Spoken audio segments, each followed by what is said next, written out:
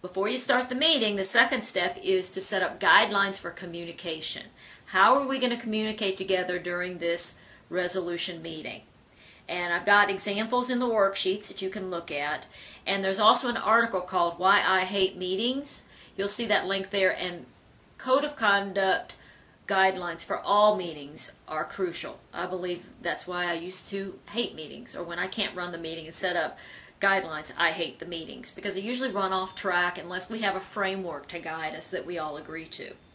So to have an effective conflict resolution meeting, we're going to do some pre-meeting preparation. Doesn't have to take long, but we want some preparation.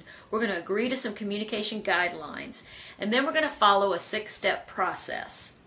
You'll see this in the worksheets, but it is basically you're going to assign the two people 2 roles. One is a talker and one is a listener. They'll switch roles after they go through the process once. The talker, guess what the talker's going to do? I know I'm being silly. Talk. The talker is going to look at the situations that they thought about prior to the meeting that bothered them the most with this individual, and they're going to pick the one that they want to talk about. And the talker is going to share uninterrupted, while the listener, the other person, is going to, you guessed it, listen. Listen to the talker share. And all the listener can do during this time of the meeting is to understand or seek to understand. So they can ask questions about what they don't understand, but no explanations, no defensiveness. The only job of the listener right now in this part of the meeting is to listen to understand. Okay?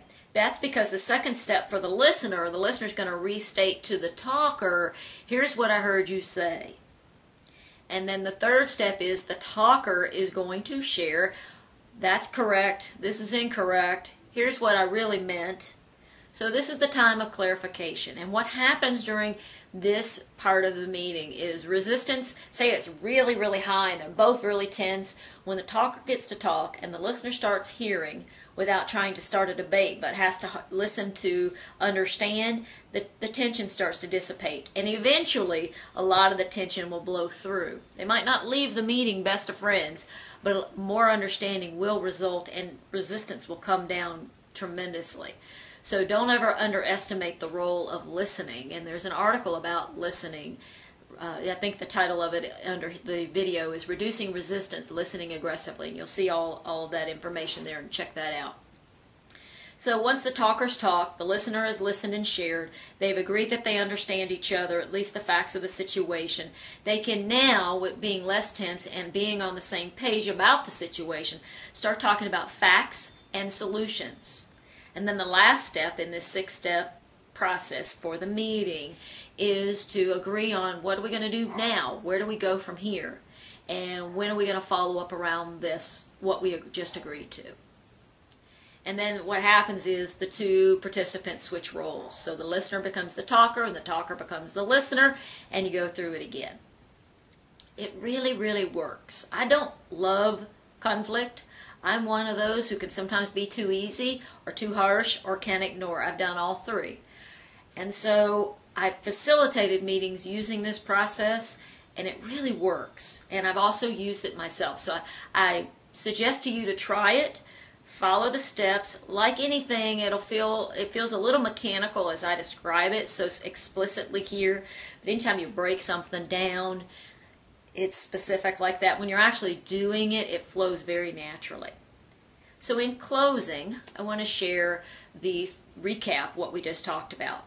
There are 3 keys to defeating communication anxiety and resolving conflict. The first is to take personal responsibility. The second is to know your communication style and manage it. The third is to use a conflict resolution process. And the process that I like the most is one that involves a pre-meeting worksheet, agreement of guidelines, and then following that 6-step process. Conflict is inevitable. Combat is optional.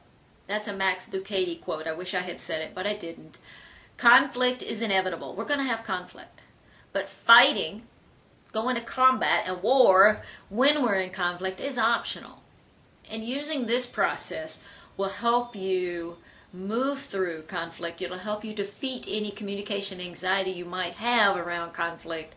And I'd like to hear more about your experiences. There's a comment box below about questions that you might have, experiences, resources that you might suggest. I'd love for you to share those.